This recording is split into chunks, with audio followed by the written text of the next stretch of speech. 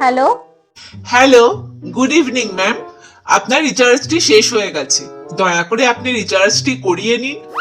এই আপনাদের কোনো খেয়ে দেয়ে কাজ নেই নাকি আপনারা ভাবেন আমাদের কোনো কাজ নেই? কি 13 মাসে রিচার্জ করবো সব সময়? ম্যাম, আপনি একটু ভুল বলছেন।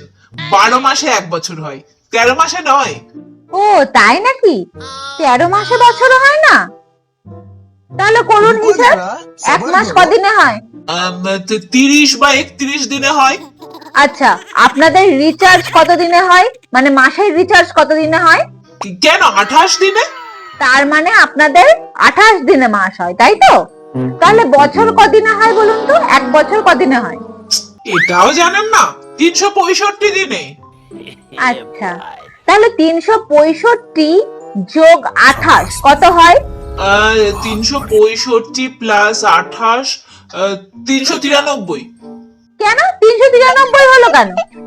আচ্ছা ঠিক আছে, এইবার বলুন 393 মাইনাস 365 কত হয়? আচ্ছা, 33 হয়। তাহলে 33 হয় তো? আর আপনাদের 28 মাস যদি হয় তাহলে কত হচ্ছে? এক মাস এক্সট্রা হচ্ছে, 33 দিন হচ্ছে, তাহলেও 28 দিনের থেকে 3 দিন বেশি।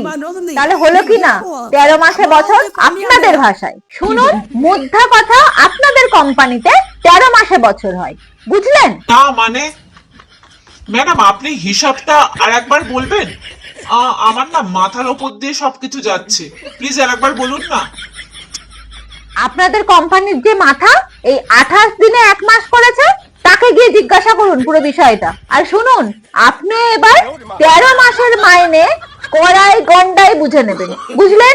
রাখছি তাহলে।